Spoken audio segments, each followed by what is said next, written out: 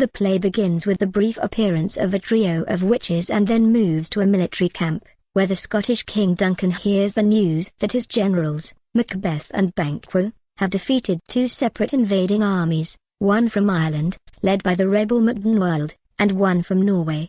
Following their pitched battle with these enemy forces, Macbeth and Banquo encounter the witches as they cross a moor. The witches prophesy that Macbeth will be made Thane, a rank of Scottish nobility, of Cawdor and eventually King of Scotland. They also prophesy that Macbeth's companion, Banquo, will beget a line of Scottish kings, although Banquo will never be king himself.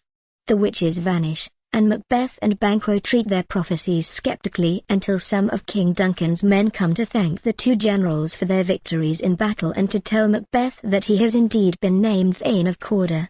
The previous Thane betrayed Scotland by fighting for the Norwegians and Duncan has condemned him to death.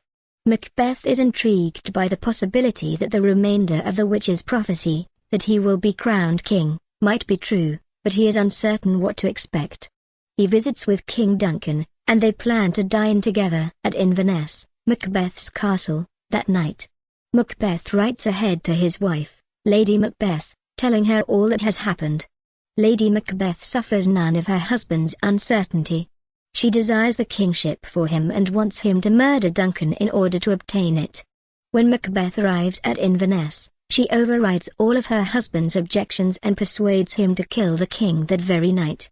He and Lady Macbeth plan to get Duncan's two chamberlains drunk so they will black out. The next morning they will blame the murder on the chamberlains, who will be defenseless, as they will remember nothing. While Duncan is asleep, Macbeth stabs him, despite his doubts and a number of supernatural portents, including a vision of a bloody dagger. When Duncan's death is discovered the next morning, Macbeth kills the chamberlains, ostensibly out of rage at their crime, and easily assumes the kingship. Duncan's sons Malcolm and Don Alban flee to England and Ireland, respectively, fearing that whoever killed Duncan desires their demise as well. Fearful of the witch's prophecy that Banquo's heirs will seize the throne, Macbeth hires a group of murderers to kill Banquo and his son Fleance. They ambush Banquo on his way to a royal feast, but they fail to kill Fleance, who escapes into the night. Macbeth becomes furious. As long as Fleance is alive, he fears that his power remains insecure. At the feast that night, Banquo's ghost visits Macbeth. When he sees the ghost, Macbeth raves fearfully, startling his guests, who include most of the great Scottish nobility. Lady Macbeth tries to neutralize the damage, but Macbeth's kingship incites increasing resistance from his nobles and subjects. Frightened, Macbeth goes to visit the witches in their cavern. There, they show him a sequence of demons and spirits who present him with further prophecies. He must beware of Macduff, a Scottish nobleman who opposed Macbeth's accession to the throne. He is incapable of being harmed by any man born of woman, and he will be safe until Birnam Wood comes to Dunsinane Castle. Macbeth is relieved and feels secure, because he knows that all men are born of women and that forests cannot move. When he learns that Macduff has fled to England to join Malcolm, Macbeth orders that Macduff's castle be seized and, most cruelly, that Lady Macduff and her children be murdered. When news of his family's execution reaches Macduff in England, he is stricken with grief and vows revenge. Prince Malcolm, Duncan's son, has succeeded in raising an army in England, and Macduff joins him as he rides to Scotland to challenge Macbeth's forces.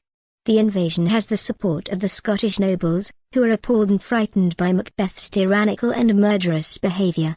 Lady Macbeth, meanwhile, becomes plagued with fits of sleepwalking in which she bemoans what she believes to be bloodstains on her hands.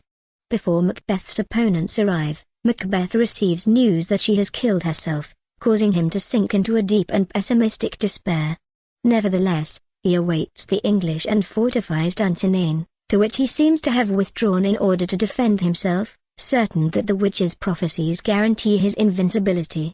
He is struck numb with fear, however, when he learns that the English army is advancing on Dunsinane shielded with boughs cut from Birnam Wood. Birnam Wood is indeed coming to Dunsinane, fulfilling half of the witch's prophecy. In the battle, Macbeth hews violently, but the English forces gradually overwhelm his army and castle. On the battlefield, Macbeth encounters the vengeful Macduff, who declares that he was not of woman born but was instead untimely ripped from his mother's womb, what we now call birth by caesarean section.